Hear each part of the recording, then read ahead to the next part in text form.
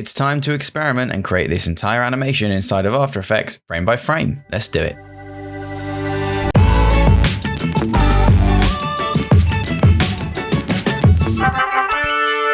TipTut. Part 4. Combining animation styles. During the creation of this series, I realised that this project was much more complex and larger than I had intended. I often found myself backtracking, making mistakes, and exploring new ideas. Usually, I would cut this out of the episode to provide a concise experience, but for several reasons, this wouldn't work for this series. Therefore, rather than scrapping the episodes, I decided to leave in my mistakes, explorations, and thought processes, as I thought it might help provide a unique and helpful experience. With that in mind, let's get to it. Hello everybody and welcome back to TipTut and welcome back to animation in After Effects. This time we're finally finished with the first shot in our sequence. As you can see, we've had our character bouncing the basketball between her hands. We've hand animated our arms here. Could do a little bit better, but I think for the purposes of this design it's fine. We're actually going to cut this frame at 4 seconds in as her hand raises up like this, because it's now time to move on to the second shot in the animation sequence, which, as you can see, is the hands rising into the air with the basketball and shooting it off into the net. We're going to then animate this ball arcing through the air and swishing through the net and dropping down. And I think that's where we're going to stop. Only because the other shots where the basketball bounces back and then she catches it and starts bouncing again are kind of the same stuff, and there's no point showing you that. You know, if I'm going to show you this shot, then you can also do this shot as well. So with that in mind, let's just jump right in. You'll notice that between last episode and this one, I've just added a slight zoom to the scene as well. I think that first shot really benefits from that. And I've split the scene at 4 seconds here because that's where I know I want to cut to the next shot. So what we're going to do is create a new composition. Same parameters as our others. So that'll be 2560 by 1440, 12 frames per second, and 5 seconds length is fine. I'm going to call it scene 1, shot 2. And we'll just give it a black background for now.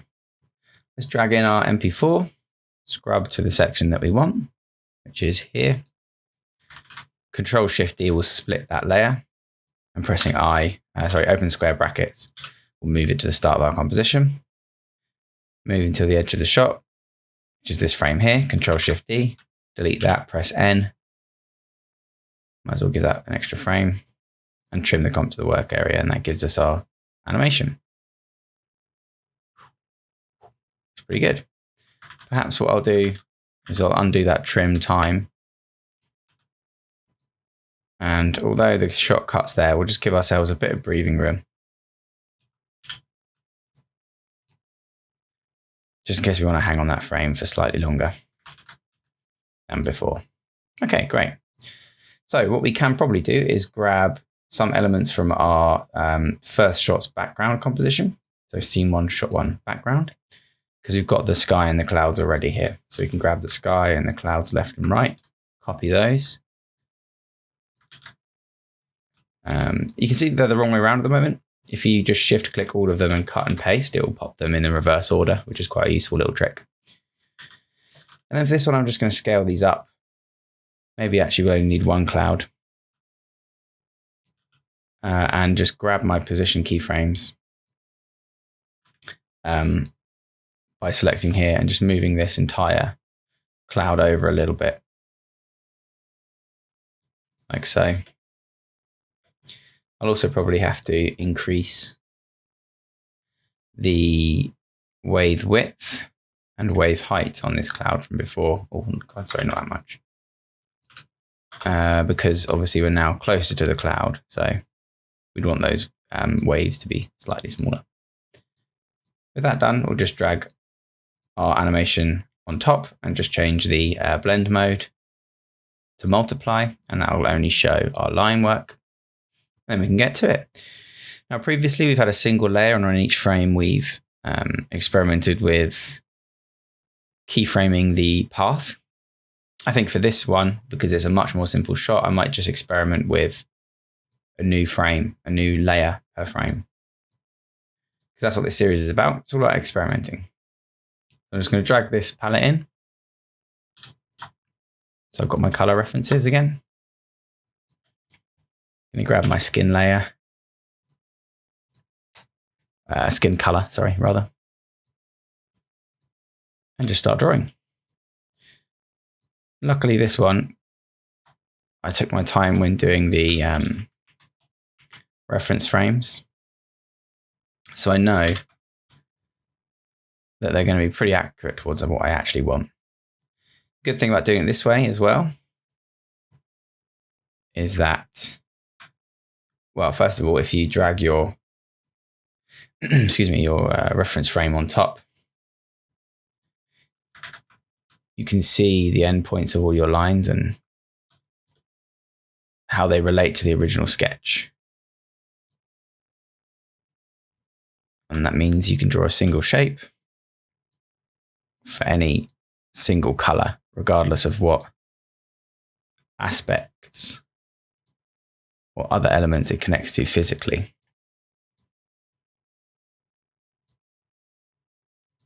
Of course, here I need to refine some of these lines a bit because they were only guidelines on the originals.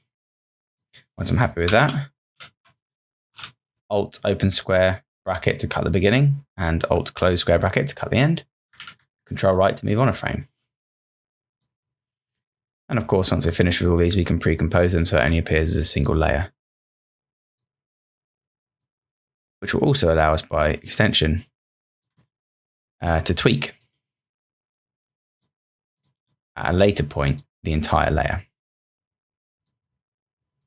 which, as you can imagine, is very useful.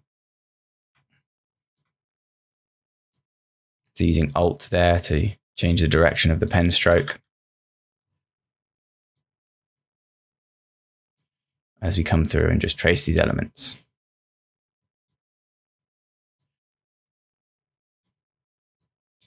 Don't worry too much about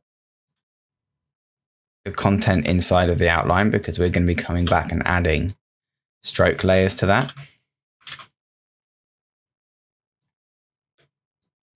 Now here, of course, we've got two separate shapes.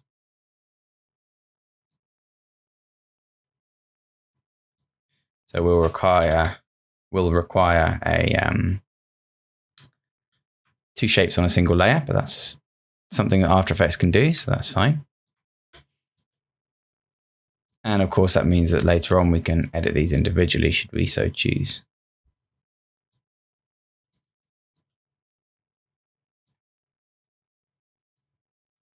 I feel like this technique is certainly faster when it comes to your more simpler frames because there's less to worry about, but may quickly become cumbersome on frames that have more complex layer structures because you quickly become unwieldy if you had a longer shot than this, because as you can see, 4 frames in and we're already using quite a lot of vertical space in our timeline panel. With the same layer selected, I'm just going to start a new shape. And as you can see, it hasn't created a new layer, but if we twirl down our shape layer 4, we'd now have 2 shapes inside its contents. Holding Alt there to change the direction. Otherwise, just clicking and dragging to make the shapes. Really simple. Just zooming with the scroll wheel in and out. And yes, I'm aware there's only 4 fingers on this person's hand. Just makes hands easier to draw, and thankfully, because of The Simpsons and other early animation, Mickey Mouse, etc., they've made the use of 4 fingers in animation common. For some reason, it just makes the hands much easier to draw. So it's quite commonplace. Happy with that. Move on to a fresh layer. So you can see you can click the initial first point and then just pressing Control open square bracket will move that layer down. Alt open square bracket cuts it. Alt close square bracket cuts it. And now we're prepared with a single frame with the layer selected. No need to click off your layer, and it's below our guidelines as well. So you can see once you get into a nice workflow here, this can actually be a very quick way of animating inside After Effects without bringing an external program for frame by frame animation in. Of course, there are benefits to that. You know, After Effects isn't designed for frame by frame, so there will always be some sort of quirky workarounds for it. But I think, like we spoke about earlier, the extra animation benefits, such as applying the effects and filters to layers, makes up for its shortcomings. I think with a few design and UI choices and additions, After Effects could become a very, very solid animation tool. Now here we may run into an issue. This frame, I drew this hand even though it will be behind the basketball, because I may want to tweak the basketball's position, so you may see it. But if we were to draw these two frames on the same layer, we'd have to then draw the basketball on the same layer as well, which isn't necessarily a problem. We would, however, have trouble then with the lines cutting through the basketball because we'd have to mask it to that shape. So what I'm going to do now is have a separate layer for this hand placed below but on the same frame. And then we can start adding the basketball in between these. So from now on, or at least until the basketball leaves the hands, the two hands will be separate frames. Again, pretty sure this is going to be behind the basketball, but I'm just drawing the hand anyway. If I draw the basketball next, and I know that I'm happy with its movement, I obviously won't come back and do the lines on these hands because you'll never see it, so there's no point. But there's a very high possibility I may change what I want to do. In that case, it's worth maybe the few seconds it takes to get these hands looking correct.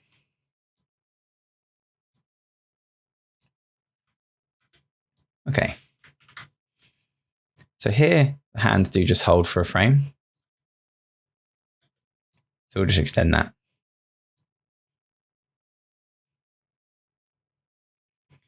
We could split these and just mildly change their rotation and position as if the hands were settling, which might look nice. So we'll leave that in. We can always undo it if we choose not to. Here, we'll need the same thing. 2 layers, 1 for each hand. So we'll get to that.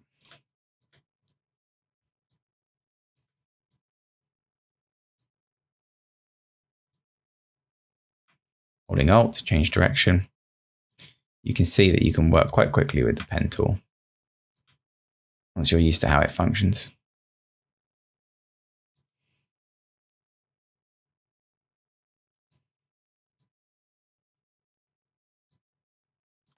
Can be small quirks you might need to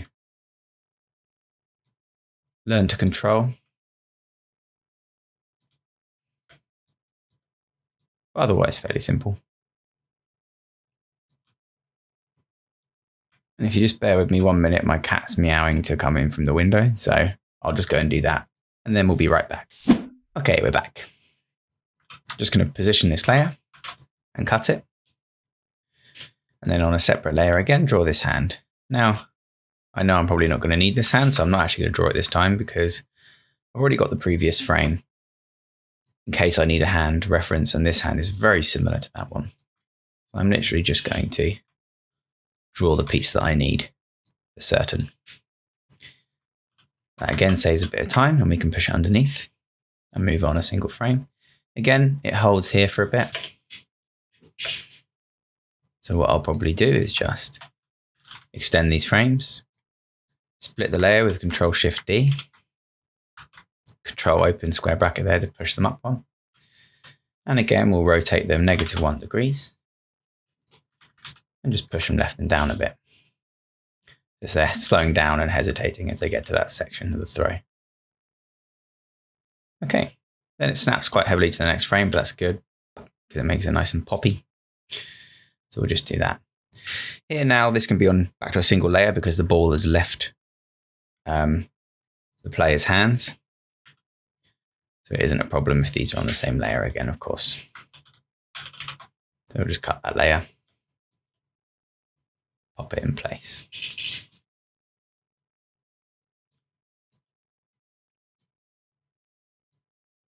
So I really like this trick of having your sketch layer on multiply above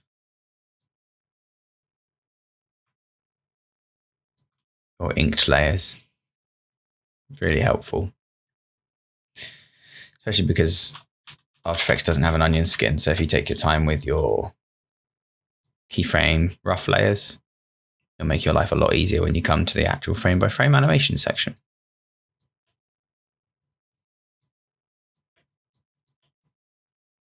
Curve through the palm there, holding Alt to change direction. Close off the shape. Same layer, make sure you close that shape so you can start a new one.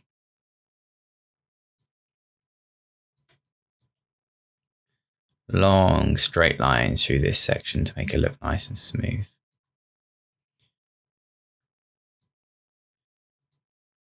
Least amount of anchor points or path points as possible to keep your shapes looking natural. If you don't need a point, if it seems superfluous, then get rid of it.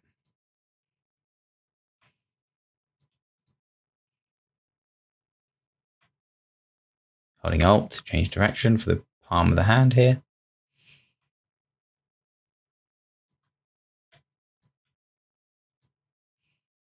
Looks good. Okay, so the hands do move and change shape quite a bit. I am going to redraw them each time here, but you could, if you wanted to save time, or if that was your preferred method, you could just tweak the points. Me, I find it easier just to redraw.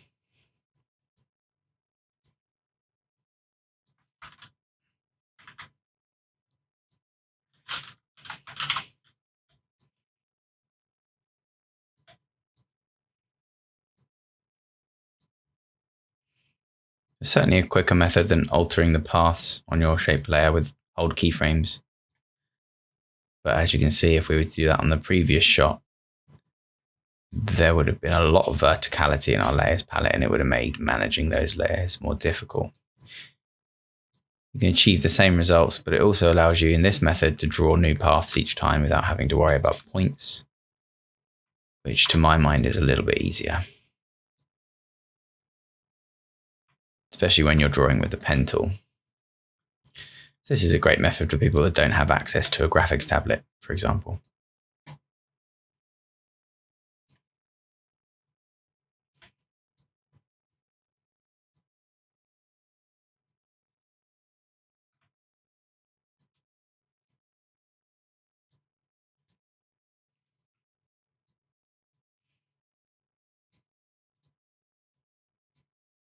Just come around the finger here. Combination of clicking and dragging and single clicks to create these sharp corners and curved lines. And there we are, finished shape. Final frame then, because after this it doesn't move. We may hold here, but the hands won't change shape.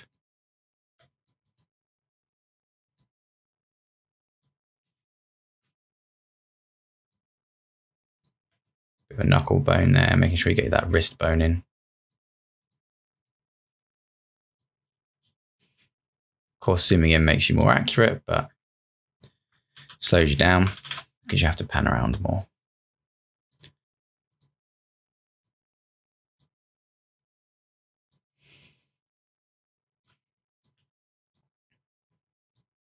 I know what you're thinking. These hands aren't terribly realistic. And that's just because I'm not very good at drawing hands. One of the things I'm trying to work on by doing this animation, which has a lot of hands in it.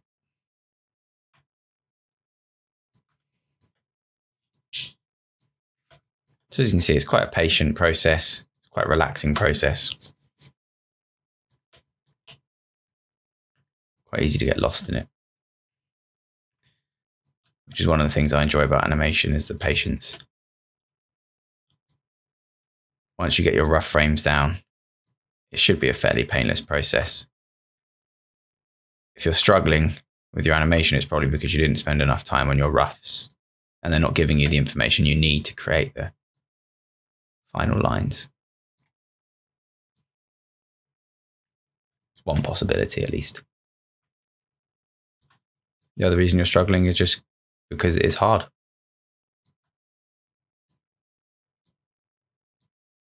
Okay, so well done if you made it this far.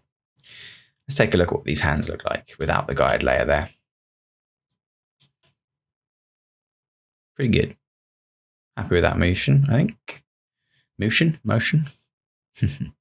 Looks a bit weird that his hand disappears, or her hand disappears rather, but that's just because we're going to pop the basketball in there.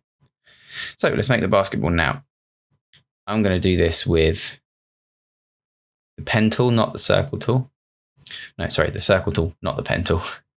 And I'm going to start with the middle frame here, just because that's closest to a perfect circle. So we're going to grab our darker color. I believe I made the basketball this color. Let's just check with our last frame though. I go to here. So it was this lighter color, the same color as the lines in her skin, but with the darker for the lines. Let's see if that's still going to work for this shot. Should be fine, but we will be adding lines of the same color. So it may be best to have this darker color here, which shouldn't necessarily be a problem. So just for simplicity's sake, because I'm not going to bother naming these layers, I'm just going to make the basketball layer orange. I'm going to, on top of that layer, with the darker color, this purple color maybe, and a stroke width of 8, because we always want the stroke width to remain the same. I'm just going to come in and draw the lines on this basketball. Pressing escape or deselecting and reselecting your layer will allow you to draw a new path without closing it.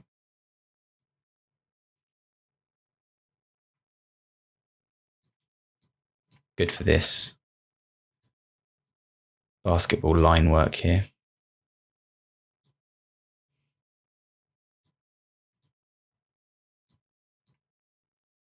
Same for up the top. Luckily, the basketball itself doesn't move much in this frame because the hands would be holding it still in place, so it doesn't need to spin too much. Make this shape layer orange too. Cut it and place it just above our basketball. And then apply effect set matte and set the matte to be shape layer 16, so that those lines only appear where that shape layer appears. We then pin that to the shape layer. We've got our basketball. Now what we can do is in each frame, if we wanted to, we could extend this basketball out and animate its position on each frame as well as its scale. Or we could create new layers per frame. I think what I'm going to do is animate the position and rotation. So hold P and hold R. We only need it on our bottom frame, bottom layer, because this is attached and pick whipped to the basketball layer. We could toggle hold keyframes, but because there's going to be a frames difference between all of them, it doesn't matter. So we can just stick with that. And then I'm just going to move backwards through the animation and align the basketball however I think it should work. So here, the basketball would actually be rotating as it's lifted a little bit. So maybe we'd rotate this 10 degrees and reposition it lower down.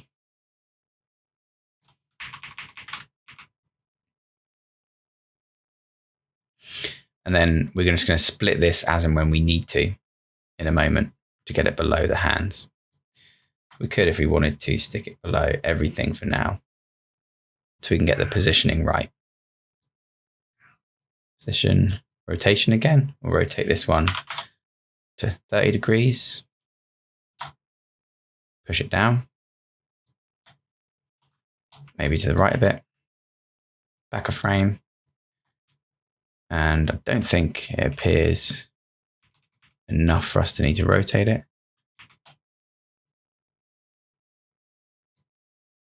Maybe we'll just put it at 40 degrees just to make it a bit easier.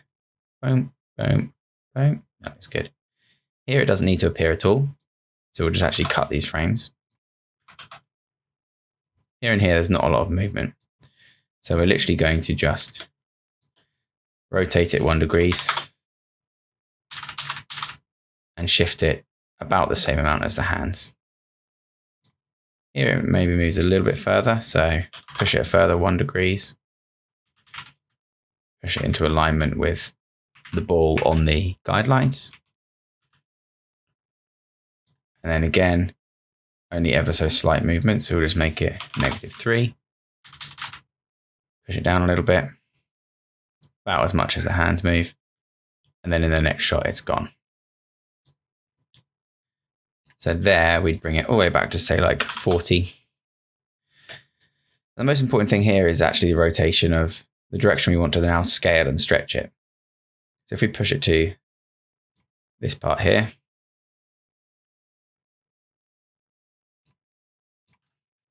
and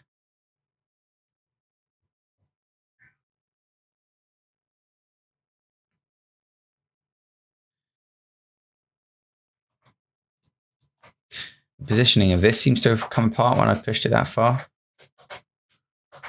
So let's just remove that keyframe.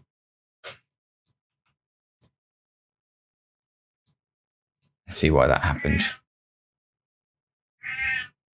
Yes, hello, baby. The cat's meowing again a lot this episode. Sorry about that. I think it's because I didn't draw those lines far enough, but that's okay because it's going to be off screen anyway. So we don't actually need to redraw them or keyframe those. So we'll rotate it to what we need, which I think was about 52. We'll add in a scale keyframe with Shift S, which we'll keyframe on this previous one as well, just so that we can stretch it. And we'll make sure that we don't scale indefinitely. We will just scale enough to get the right shape. We actually made this -52 or whatever, 180, -180 if that would be. Something like this. When we reposition, the lines would actually be more beneficial to us. So let's do that. Pretty good. Move on a frame. I think at this point it's gone. So we just cut that frame. Let's take a look at that, and then we can split the layer as and when needed. That's pretty good. Okay. I definitely think we'll be holding these hands for at least a few frames longer. So we'll just stretch that out for now. We can delete this guideline because we don't need it anymore. Oh, actually, sorry, we will for the lines on the hands. My mistake. So here, below is fine, below is fine, below is fine. Here is where it starts to break. I think we're going to need to cut. See, this hand doesn't actually need to be there at all in this one. We drew that surplus to requirements. So we'll just come in and we'll just delete that second shape. Now here we'd need to split. And I think after the split, if we just stick between those two layers, split, split, split. So, and then that one doesn't matter. So now we have, I think, our finished shot.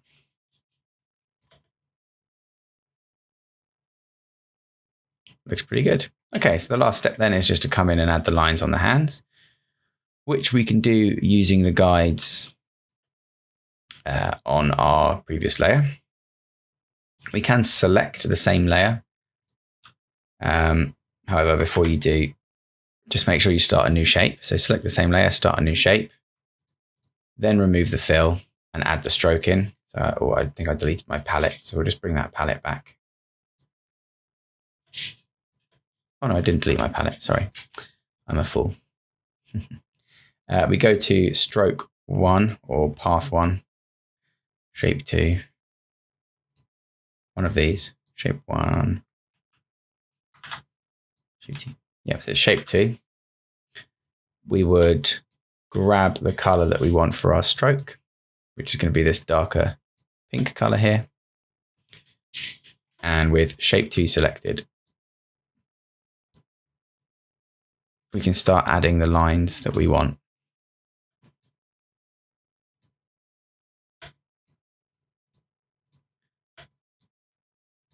To our shape layers. And because that was the last one we selected, when we add any new shapes to this layer as well, it should default to that same shape, which is quite useful for us. Move on a frame and do the same thing here on this layer. Again, with the layer selected, if you start a new path, it's going to default to the last thing that you need. So what you can do is draw the shape, knowing that you've got the path right. And then change the colors of what you need, and it'll only affect the path that you've just drawn. Then if you need to draw any further paths on that same layer, it will use the latest selected colors there. Kind of hard to see, actually. So I'll just close that off to illustrate my point. You can see there what I mean. Move on to the next frame. Select it. Draw the paths you need, or the first path you need. Alt-click to change the fill. Eyedropper. Actually keeps the last color, so it looks like I won't need to zoom out. To eyedropper again, I can literally just click and drag, which is quite useful for me. If you want a point to start where another point ends, you can zoom in and just click right next to it, instead of clicking directly on it, and it will do the same thing. Like so. And this is just a good way of managing your layers, because it doesn't add any layers that you don't need.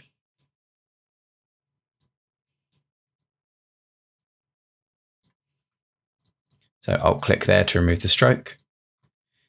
To remove the fill, sorry. Click the stroke, it will keep the last color you used, and apply that. Very useful.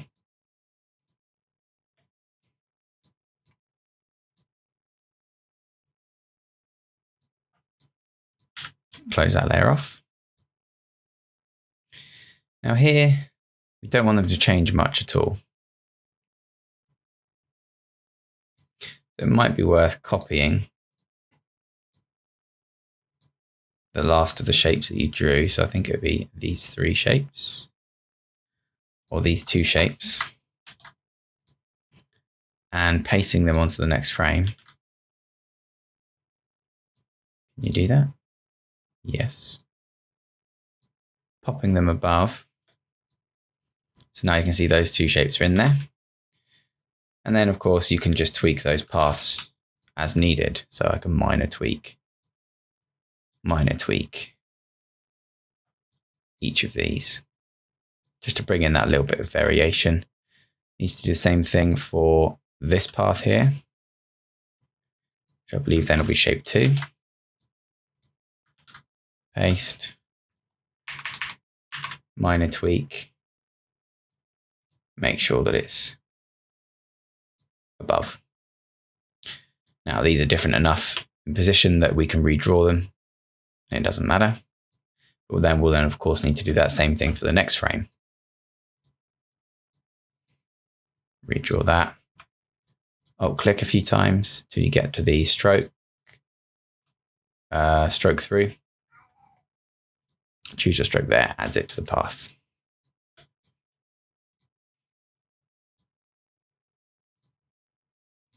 Add these finger strokes here.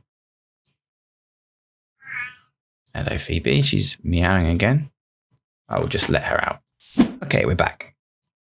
So we just finished this shot here. We're now going to need the same thing on this next shot. So what we'll do is we'll twirl this down, grab all of our shapes. I think it'll be these 3. Copy and paste them onto the correct layer. Yes. They'll be pasted underneath, so just drag them on top. And then you can just maybe move them a pixel left and a pixel down. And then on the next shot, we don't have to worry about that because they're all different each time. Different enough that we can redraw them. And it's all on one layer, which makes it really useful.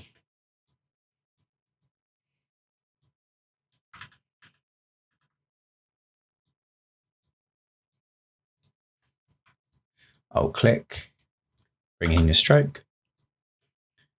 Do the same here.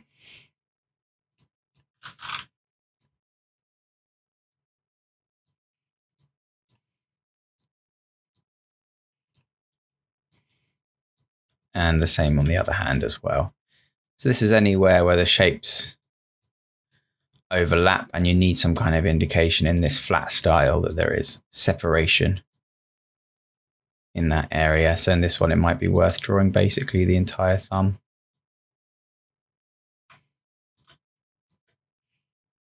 For this nice big curve to be included, for example. And just every now and then check that you're happy with what that outcome looks like, which I am. And just move on to your next frame. Try and follow your original sketches somewhat, so that you're not going to get any unwanted boiling between frames.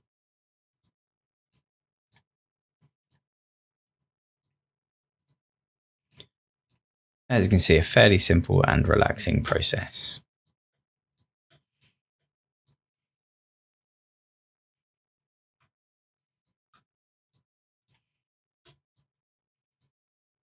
And remember, you're not drawing the object, you're only drawing the shapes that indicate the object. It means that if I want to, I can come off like so. I didn't have to draw all of that thumb with one path. It's actually two separate paths because the outcome is the same. Okay, last frame then. This one's going to be on screen for a little bit longer. So what we'll do is we'll make sure that we get this one absolutely perfect.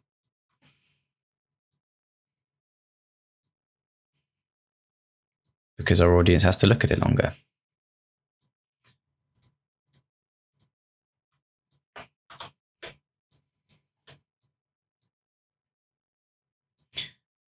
Again, making sure these lines connect.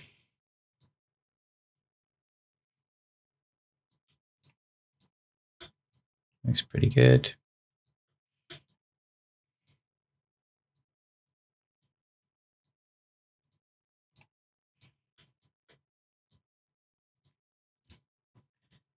And I think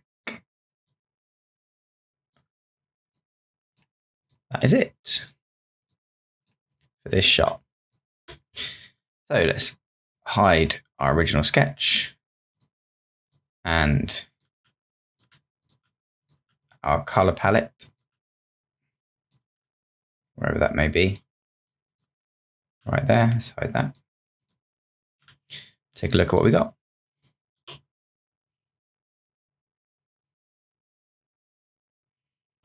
That looks pretty good. I think what we'll need here is just a bit more overshoot. So when it hits here, what we'll do is we'll grab our layer, move our anchor point and just hit up our position and rotation. And just over here, we'll have the position come down a little bit and it rotate by 2 degrees. And that's just going to then go up. We'll have it stop maybe here and ease into it. So it settles like so. And we can push that settling way further. Nice. Boom. Settles. Good. Looks good.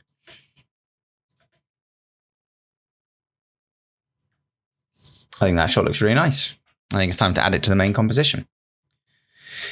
So we can hit tab, go back to our main comp here, drag scene 1, shot 2 in, position it at the start where we'd like it. So we can click this layer, choose O to out, open square bracket there, make sure there's no overlap, and take a look.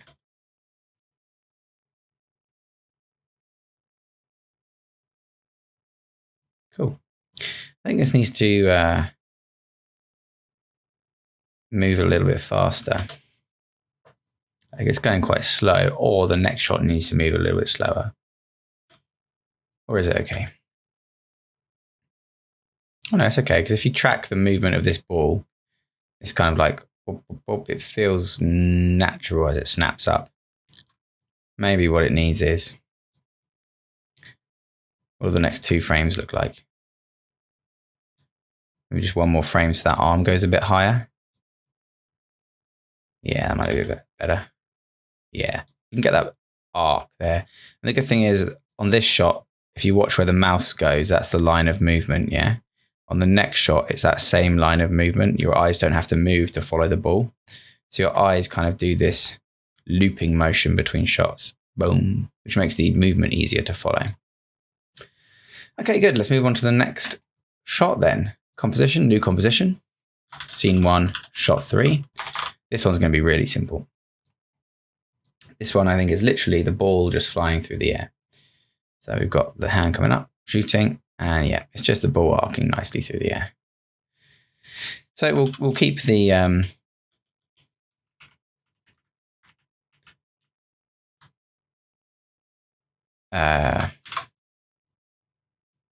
storyboard anyway, because why not? And we'll just trim it down. This time, I think I will copy the background from shot 2 again, as well as the palette, might as well. Because the hands aren't in this shot, however, what we can do is just return to the original colors for our basketball. Change this mode to multiply. And I think we'll just do this one with a circle and a frame by frame. Just turn the palette on. We'll just move the cloud. Again, we'll click the position here to select all the keyframes on the layer. And we'll just move like the cloud down to like, maybe like here. So it obviously just looks like a different part of the sky, which is quite important. Now we'll just grab our circle tool and just draw something like that. Make sure that our anchor point's in the middle of that circle, so that when we select the shape, we're rotating around the center point. And we'll give it a fill of this basketball color. So what color was in this one? It was darker, but that's okay,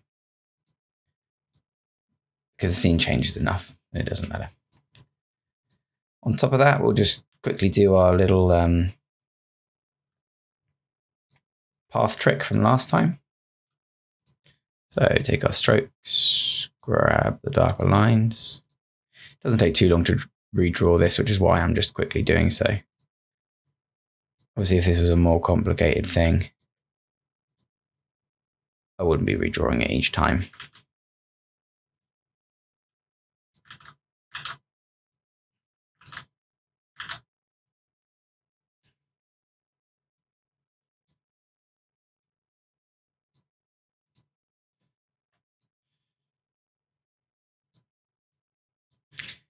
Just tweak until you're happy. Don't think it's going to move much on this one, so shouldn't matter too much.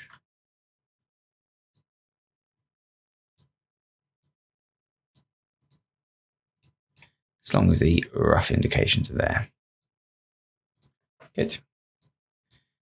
Grab this guy, pick whip it to this guy. Also apply the set matte and apply it to shape layer 1. Okay.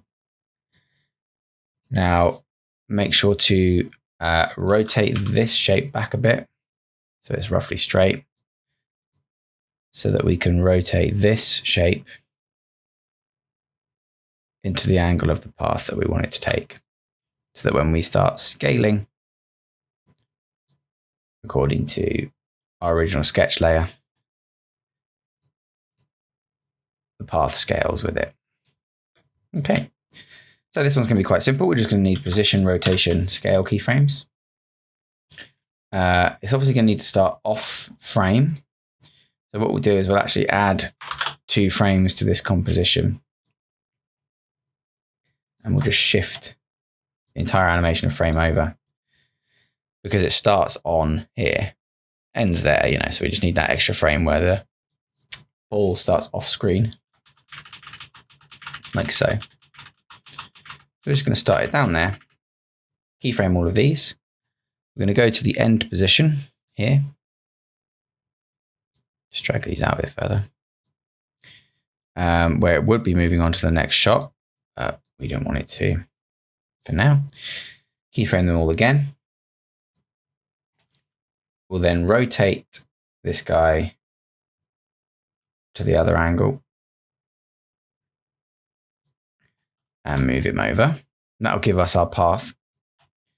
We then select our pen tool and click on our path. We'll be able to adjust the curve points to create the arc of motion that we want.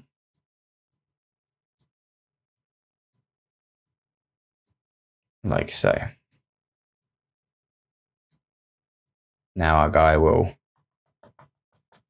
follow that path around. Looks a little bit unnatural because we haven't done any easing or anything. So we'll just quickly do that now. Hit F9 on all those keyframes and we'll come back through and tweak these if needed. So it's going to go slow to fast. But what you actually want is fast to slow. So fast, it slows in the middle, comes back down on the end again. So if we take all these keyframes actually and we return them to normal, you can go to keyframe assistant easy ease in. And that'll give you a bit of an easier arc to work with because we're going to want to grab all these elements. I'm going to sneeze. Oh, excuse me. Bless me. And just start dragging them, holding shift, sorry, so that you don't move velocity too much, just influence.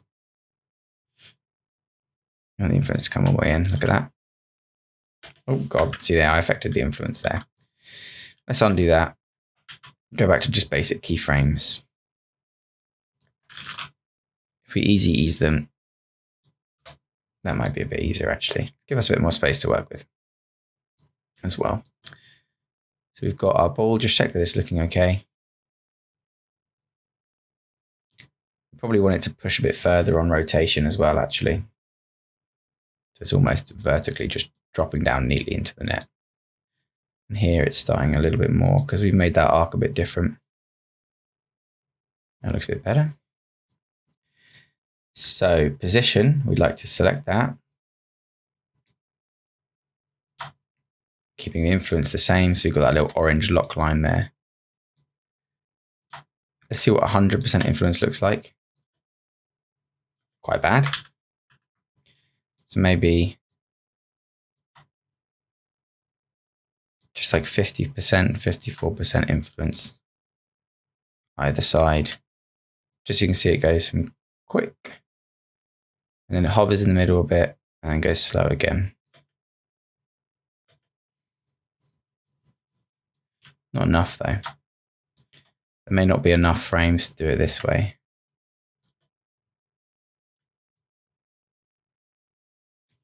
Oh no, it's because I'm an idiot and I'm doing it the wrong way around.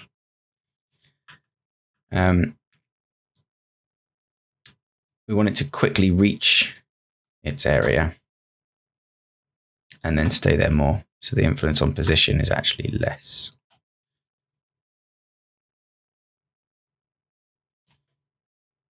Yeah, more like that.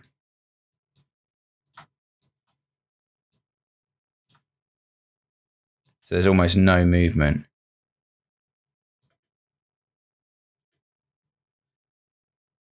You can almost have it hang there further actually, couldn't you?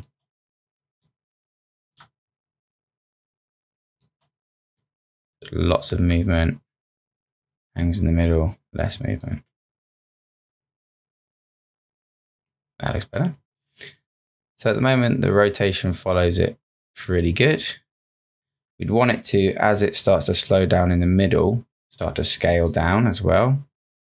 So we might move this scaling point over a few frames.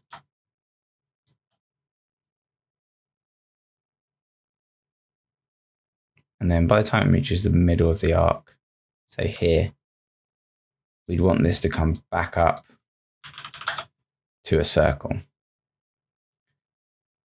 To a circle as it slows down and then as it speeds up again.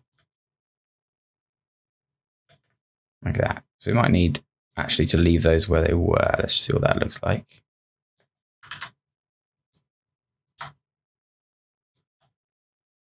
There is no exact middle on this one.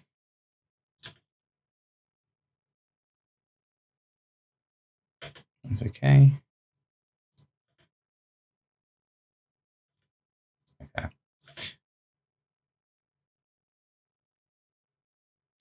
Let's see what that looks like in context, but I think we may have to do this just frame by frame to make it look better.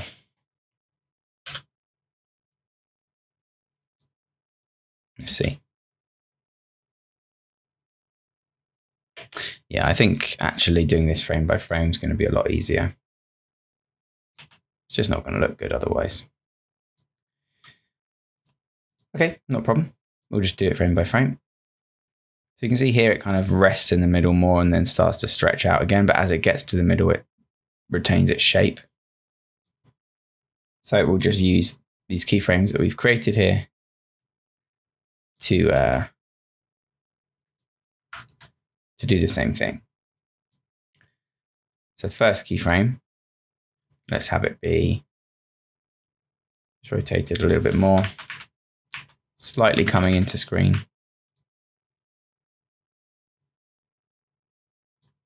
Turn snapping off for this section would probably be a bit easier. Rotate.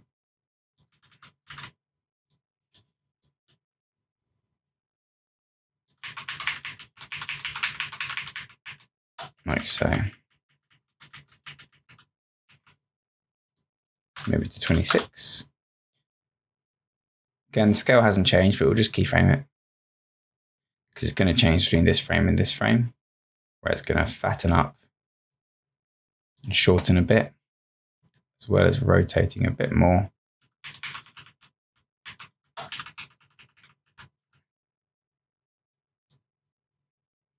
This frame, it rotates quite a lot.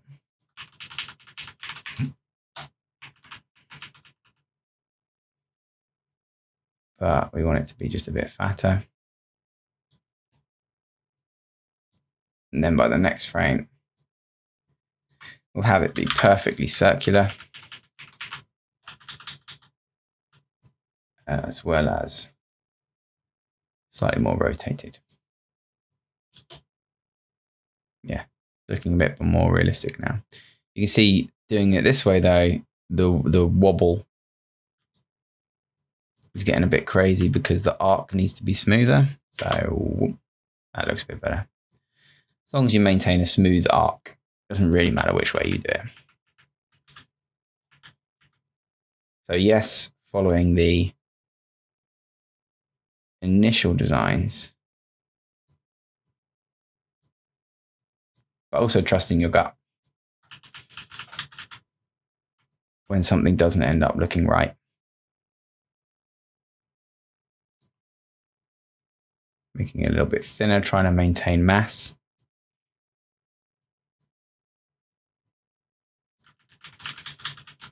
So here I'm just trying to make sure that these points roughly line up into a smooth arc.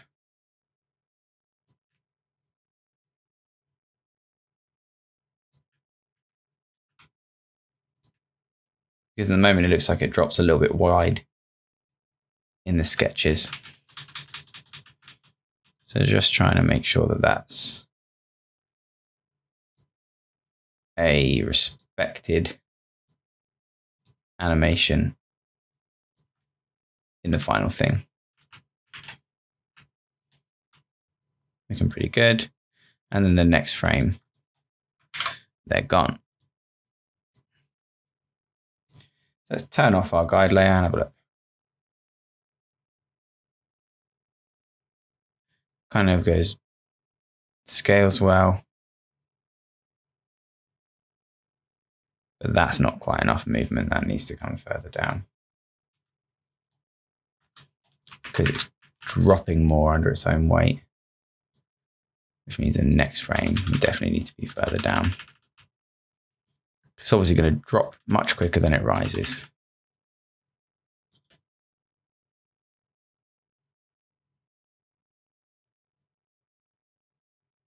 Looks good. Save that, hide the palette. Go back to main, see what that looks like. Not bad. Does drop a little bit too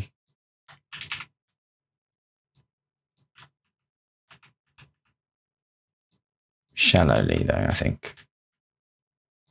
Not quite as much as the sketch layer.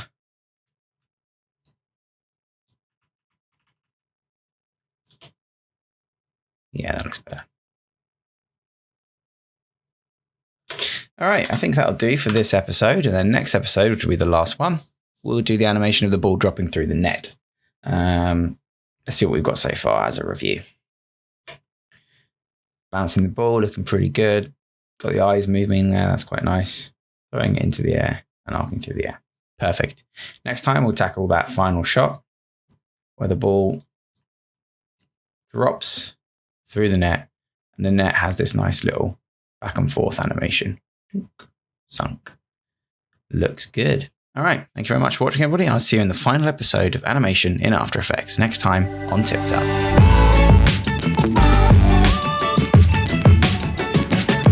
Remember to subscribe for more tips, tricks, and tutorials. Thanks for watching.